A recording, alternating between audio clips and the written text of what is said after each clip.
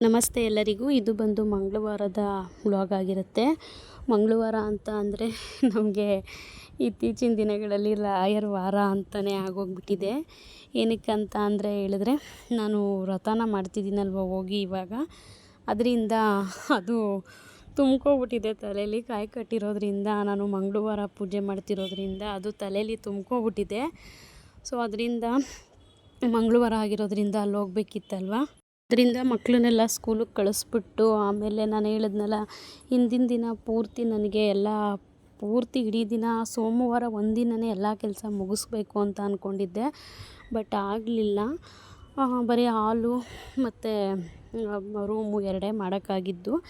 ಇವತ್ತು ಬೆಳಿಗ್ಗೆ ಎದ್ದು ಎಲ್ಲ ಕೆಲಸ ಮುಗಿಸಿ ಹೋಗೋಣ ಅಂತ ಮಾಡಿದೆ. ಇಲ್ಲ ಮಾಮೂಲಿ ಥರನೇ ಬೆಳಿಗ್ಗೆ ಹೋಗ್ಬಿಡೋಣ ಅಂತ ಹೇಳ್ಬಿಟ್ಟು ಎದ್ದು ಸ್ವಲ್ಪ ಕಿಚನ್ ಎಲ್ಲ ಅದು ಗ್ರಾಸರೀಸ್ ಬಾಕ್ಸು ಅದು ಇದು ಎಲ್ಲ ಸ್ವಲ್ಪ ಕ್ಲೀನ್ ಮಾಡೋಣ ಅಂತ ಹೇಳ್ಬಿಟ್ಟು ಎಲ್ಲ ಸ್ವಲ್ಪ ತೆಗೆದಿಟ್ಟೆ. ಬಟ್ ಟೈಮ್ ಆಗಿಬಿಡುತ್ತೆ ಅಂತ ಹೇಳ್ಬಿಟ್ಟು ನಾನು ಸ್ನಾನ ಮಾಡೋಕ್ಕೆ ಹೋದೆ. ನಾನು ಸ್ನಾನ ಮಾಡ್ಕೊಂಬರೋಷ್ಟೊತ್ತಿಗೆ ನಮ್ಮ ಯಜಮಾನ್ರು 2 ರೂಮು ಮತ್ತು ಹಾಲ್ದು 2ರದ್ದು ಫ್ಯಾನ್ ಎಲ್ಲ ಒರೆಸಿದ್ರು. ಕೆಳಗಡೆ ಮನೆಯವ್ರದ್ದು ಹೋಗಿ ಇದನ್ನ ಈಸ್ಕೊಂಬಂದಿದ್ರು, ಕಬ್ಬಿಣದ್ದು ಇದು ಬರುತ್ತಲ್ವ ಚೇರ್, ಅದನ್ನು ತೊಗೊಂಬಂದಿದ್ರು. ಅದರಲ್ಲಿ ಎಲ್ಲ ಇದು ಮಾಡಿಬಿಟ್ಟು ಎಲ್ಲ ಕ್ಲೀನ್ ಮಾಡಿದ್ರು. ಆಮೇಲೆ ನೆಕ್ಸ್ಟು ನಾನು ಹೊರಟೆ. ಹೋಗಿದ್ದು ಅಲ್ಲೆಲ್ಲ ಪೂಜೆ ಎಲ್ಲ ಮುಗಿಸ್ಕೊಂಡು ಬಂದಿದ್ದಾಯಿತು. ನನಗೆ ಇತ್ತೀಚಿನ ದಿನಗಳಲ್ಲಿ ಎಷ್ಟು ಹೇಳಿದ್ರೂ ಬೇಜಾರಾಗೋದೇ ಇಲ್ಲ ಅಂತ ಅನಿಸುತ್ತೆ. ಏನಕ್ಕಂದರೆ ನಾವು ಯಾವ ದಿನ ಮಾಡ್ತೀವೋ ಅವತ್ತಿನ ದಿನವೇ ದೇವರು ಅಂತ ಹೇಳಿದ್ರು ತಪ್ಪಾಗಲ್ಲ. ರಾಯರ ವಾರ ಆಲ್ಮೋಸ್ಟ್ ಗುರುವಾರನೇ ಯಾವಾಗ್ಲೂ. ಬಟ್ ನಾವು ಇವಾಗ ಮಂಗಳವಾರ ಇದು ಮಾಡ್ಕೊಂಡಿರೋದ್ರಿಂದ ಅದು ಮಂಗಳವಾರ ಅಂತ ಅಂದ್ರೇ ಅದು ಬಂದ್ಬಿಡುತ್ತೆ ತಲೆಯಲ್ಲಿ ನನಗೆ.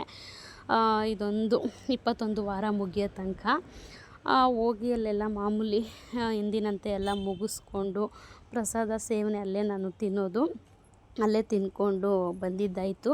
ಮತ್ತು ಇನ್ನೊಂದೇನೆಂದರೆ ಅವತ್ತಿನ ದಿನ ಏಕಾದಶಿ ಇದ್ದಿದ್ದರಿಂದ ಅಲಂಕಾರ ಮಾಡಿರಲಿಲ್ಲ. ಅಲಂಕಾರ, ಪೂಜೆ, ಅಭಿಷೇಕ ಏನೂ ಇರೋದಿಲ್ವಂತೆ ಅವತ್ತಿನ ದಿನ.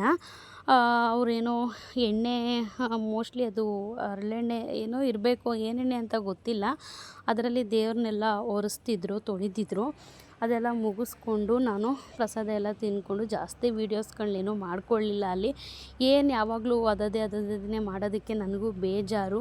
ಸೊ ಅದರಿಂದ ನಾನೇನು ಮಾಡಿದೆ, ಅಲ್ಲೆಲ್ಲ ಮುಗಿಸ್ಕೊಂಡು ಆಮೇಲೆ ಬಂದಿದ್ದಾಯಿತು. ಮನೆಗೆ ಬಂದು ಸ್ವಲ್ಪ ರೆಸ್ಟ್ ಮಾಡಿಬಿಟ್ಟೆ. ಯಾಕೋ ನನಗಾಗಲೇ ಇಲ್ಲ. ಬೆಳಿಗ್ಗೆ ಎಲ್ಲ ಕಿಚನ್ ಎಲ್ಲ ಕಿತ್ತುಬಿಟ್ಟು ಅರ್ಧ ಕೆಲಸ ಮಾಡಿ ಹೋಗಿದ್ದೆ. ಬಟ್ ಅಲ್ಲಿಂದ ಬಂದು ನನ್ನ ಕೈಲಿ ಏನೂ ಮಾಡೋದಕ್ಕಾಗಲಿಲ್ಲ. ಫುಲ್ಲು ಏನಕ್ಕಂದರೆ ಖಾಲಿ ಹೊಟ್ಟೆಲಿರೋದ್ರಿಂದ ಈ ವೆದರ್ಗೂ ಕೂಡ ನನಗೆ ಸ್ವಲ್ಪ ಸ್ನಾನ ಮಾಡಿ ಚಳೀಲಿ ಹೋಗಿರೋದ್ರಿಂದ ಸಿಕ್ಕಾಪಟ್ಟೆ ತಲೆನೋವು ಬಂದು ಮಲಗಿಬಿಟ್ಟಿದ್ದೆ. 2 hours ಎದ್ದೇ ಇರಲಿಲ್ಲ. ಮತ್ತು ಆಗಲೇ 3 ಗಂಟೆ ಆಗೇ ಹೋಯ್ತು. ನಾವು ಅಂದ್ಕೊಂಡಿದ್ದ ಕೆಲಸ ಅಲ್ಲಲ್ಲೇ ಮಾಡಿದ್ರೇ ಅದು ಸರಿ. ಆಮೇಲೆ ಅಂತ ಅಂದರೆ ಇದೇ ಪ್ರಾಬ್ಲಮ್ ಆಗೋದು.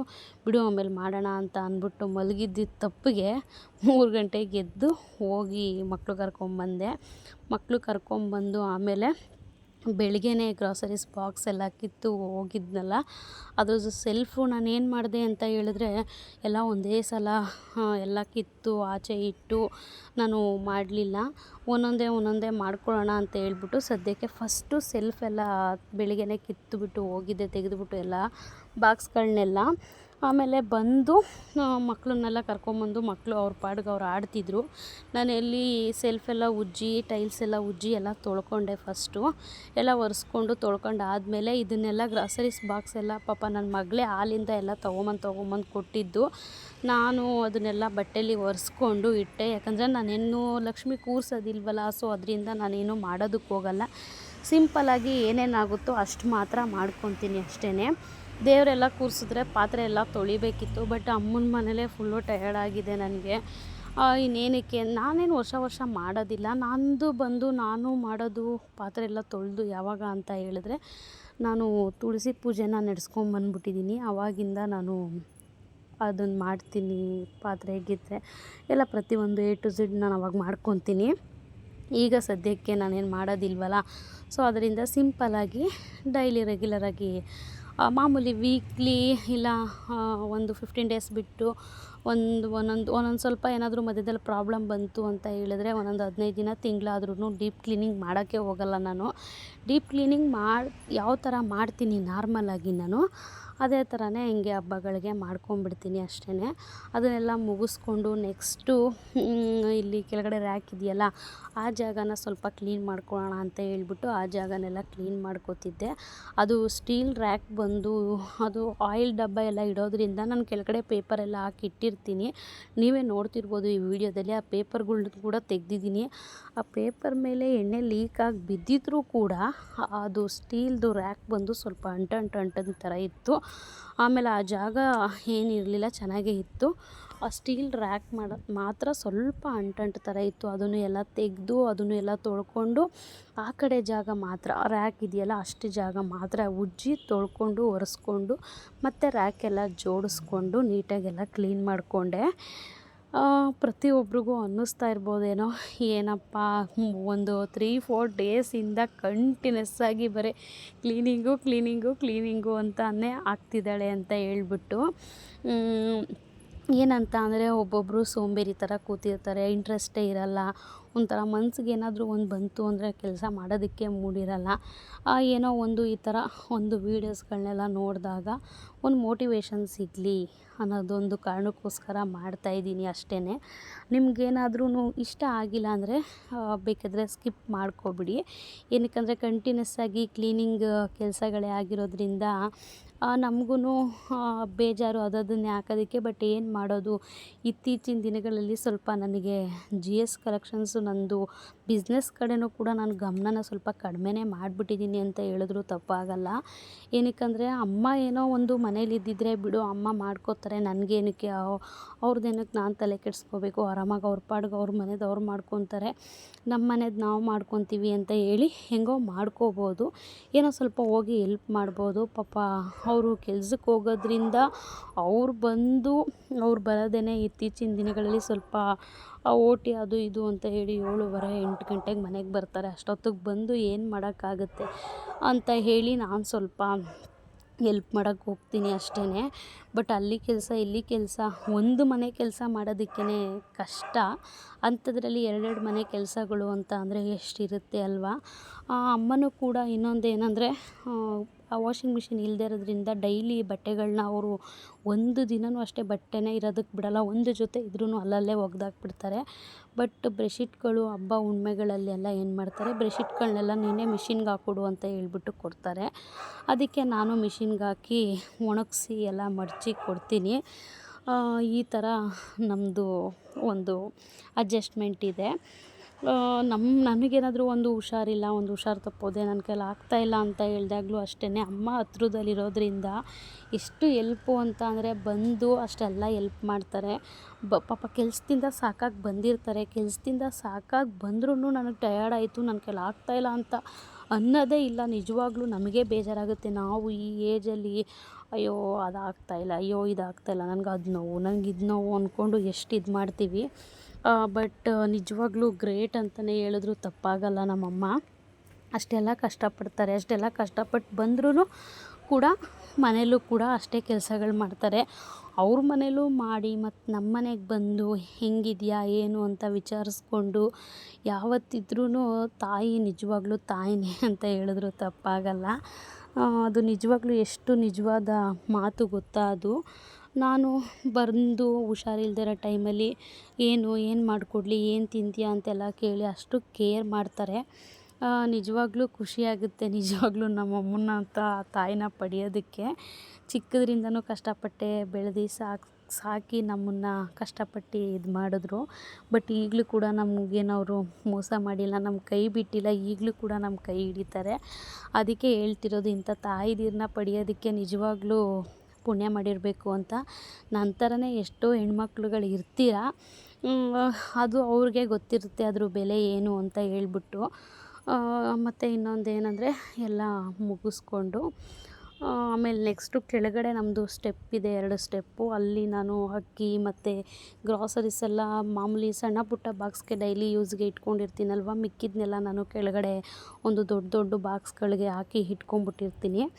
ಅದು ಮುಗ್ದಿದ ತಕ್ಷಣವೇ ಮೇಲ್ಗಡೆ ಸಣ್ಣ ಪುಟ್ಟ ಬಾಕ್ಸಲ್ಲಿ ಮುಗ್ದಿದ ತಕ್ಷಣವೇ ಮತ್ತೆ ಅದನ್ನು ಫಿಲ್ ಮಾಡ್ಕೋತೀನಿ.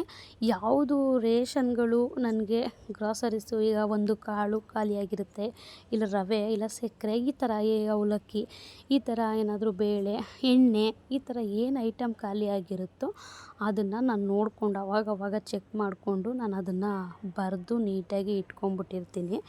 ಮತ್ತು ನಾನು ಡಿಮಾರ್ಟ್ಗೆ ಹೋದಾಗ ರೇಷನ್ ತೊಗೊಬರೋದಕ್ಕೆ ಹೋದಾಗ ಆವಾಗ ನಾನು ಅದು ಈಸಿ ಆಗುತ್ತೆ ನನಗೆ ಅಂತ ಹೇಳ್ಬಿಟ್ಟು ಮತ್ತು ನಾನಿಲ್ಲಿ ಐಡಿಯಾ ಇಟ್ಕೊಂಡು ಹೋಗಿರ್ತೀನಿ. ಬಟ್ ಅಲ್ಲೋದಾಗ ಪೂರ್ತಿ ಮರ್ತು ಬಿಟ್ಟಿರ್ತೀನಿ ನಾನು. ಸೊ ಅದರಿಂದ ನಾನು ಇದೊಂದು ನನ್ನ ತಲೆಯಲ್ಲಿ ಇಟ್ಕೊಂಡಿರ್ತೀನಿ. ಯಾವುದು ಖಾಲಿಯಾಗಿರುತ್ತೋ ಅದನ್ನು ನಾನು ಬರೆದಿಟ್ಕೊತೀನಿ. ಮತ್ತು ಯಾವುದು ಗ್ರಾಸರೀಸು ಬಾಕ್ಸಲ್ಲಿ ಖಾಲಿಯಾಗಿರುತ್ತೋ ಆ ಬಾಕ್ಸ್ನ ಕೂಡ ನಿಮ್ಗೆ ಹೇಳಿದ್ದೀನಿ, ಲಾಸ್ಟ್ ವೀಡಿಯೋಗಳಲ್ಲೆಲ್ಲ ಹೇಳಿದ್ದೀನಿ.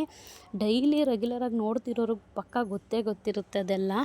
ಅದನ್ನು ತೊಳೆದು ಒಣಗಿಸಿ ಮತ್ತೆ ಫಿಲ್ ಮಾಡ್ಕೊತೀನಿ ನಾನು. ಮತ್ತು ಅದನ್ನು ನಾನು ಡಿಲೇ ಮಾಡೋಕ್ಕೆ ಹೋಗಲ್ಲ. ಖಾಲಿಯಾಗಿದೆ ಅದಕ್ಕೆ ತುಂಬಣ ಬಿಡು ಅಂತ ಹೇಳಲ್ಲ. ಅದನ್ನೆಲ್ಲ ನೀಟಾಗಿ ತೊಳ್ಕೊಂಡು ನಾನು ಮತ್ತೆ ಯೂಸ್ ಮಾಡ್ತೀನಿ ಅದನ್ನು. ಮತ್ತು ಈ ಕಡೆ ನಮಗೆ ಕಿಚನಲ್ಲಿ ಕಿಟಕಿ ಬಂದು ಯಪ್ಪ ಸಿಕ್ಕಾಪಟ್ಟೆ ಗಲೀಜಾಗಿತ್ತು.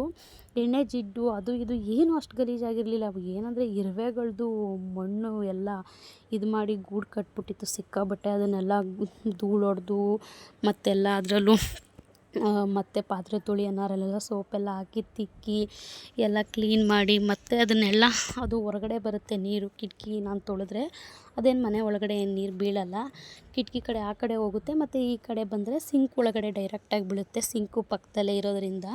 ಸೊ ಅದರಿಂದ ನಾನೇನು ಮಾಡಿದೆ, ಎಲ್ಲ ನೀಟಾಗಿ ಉಜ್ಜಿ ಎಲ್ಲ ನೀರು ಯಾಕೆ ತೊಳೆದು ಬಿಡೋಣ ಬಿಡು ಅಂತ ಹೇಳ್ಬಿಟ್ಟು ನೀರು ಹಾಕಿ ತೊಳ್ಕೊಬಿಟ್ಟೆ. ನನಗಂತೂ ಸಿಕ್ಕಾಪಟ್ಟೆ ಟಯರ್ಡ್ ಆಗೋಯಿತು. ಕಿಚನು ನಿಜವಾಗ್ಲೂ ಹೇಳ್ತಿದ್ದೀನಲ್ಲ, ಕೈ ಹಾಕಿದ್ರೆ ಮಾತ್ರ ನಿಜವಾಗ್ಲೂ ಬೇಗ ಮುಗಿಯಲ್ಲ. ಅದೇ ಒಂದು ಟೆನ್ಷನ್ ಆಗೋಗುತ್ತೆ ನನಗಂತೂ ಸಿಕ್ಕಾಪಟ್ಟೆ. ಸೊಂಟ, ಕೈ, ಕಾಲು ಎಲ್ಲ ನೋವು ಬಂದುಬಿಡ್ತು. ಆಮೇಲೆಲ್ಲ ಮುಗಿಸ್ಕೊಂಡು ಲಾಸ್ಟು ಫೈನಲ್ಲು ಕೆಳಗಡೆದೆಲ್ಲ ರ್ಯಾಕೆಲ್ಲ ನಾನು ತೊಳೆದು ಒರೆಸ್ಕೊಂಡಿದ್ನಲ್ಲ ಅದರದ್ದು ಜಾಗದಲ್ಲಿ ಹಸಿಟ್ಟುಗಳು, ರಾಗಿ ಹಿಟ್ಟು, ಗೋಧಿ ಹಿಟ್ಟು ಮತ್ತು ಗ್ರಾಸರೀಸು, ಅಕ್ಕಿ, ಬೇಳೆ, ಅದು ಇದು ಐಟಮ್ಗಳು ಏನೇನಿರುತ್ತೋ ಅದನ್ನೆಲ್ಲ ನಾನು ಆ ಜಾಗದಲ್ಲಿ ಇಟ್ಕೋತೀನಿ. ಆ ಜಾಗದಲ್ಲಿ ಇಟ್ಕೊಂಡಿರೋದನ್ನ ನಾನು ಇಟ್ಕೊಂಡು ಜೋಡಿಸ್ಕೊತಿದ್ನಲ್ಲ, ಅದು ಯಾವುದೇ ರೀತಿ ವೀಡಿಯೋ ಮಾಡ್ಕೊಂಡಿಲ್ಲ. ಏನು ಪದೇ ಕ್ಲೀನಿಂಗು ಅಂತ ಹೇಳೋದು ಅಂತ ಹೇಳ್ಬಿಟ್ಟು ಮಾಡ್ಕೊಂಡಿಲ್ಲ.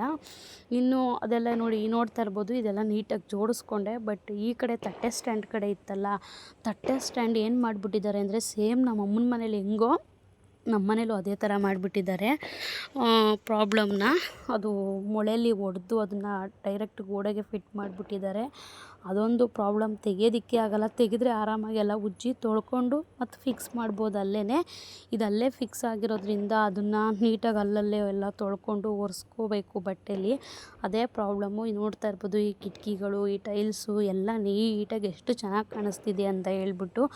ವಿಡಿಯೋ ಏನಾದರೂ ನಿಮಗೆ ಇಷ್ಟ ಆಗ್ತಿದ್ರೆ, ಸ್ವಲ್ಪನಾದ್ರೂ ಮೋಟಿವೇಶನ್ ಸಿಗ್ತಿದೆ ಅಂತ ಹೇಳಿದ್ರೆ ನನ್ನ ವೀಡಿಯೋಸ್ನ ಲೈಕ್ ಮಾಡಿ, ಶೇರ್ ಮಾಡಿ, ಒಂದೊಂದಾದ್ರೂ ಕಮೆಂಟ್ಸ್ ಮಾಡಿ ನಿಮಗೆ ಏನು ಅನ್ನಿಸ್ತು ಅಂತ ಹೇಳ್ಬಿಟ್ಟು ಸಬ್ಸ್ಕ್ರೈಬ್ ಮಾಡ್ಕೊಳ್ಳೋದನ್ನ ಮಾತ್ರ ಮರಿಬೇಡಿ. Thank you for watching.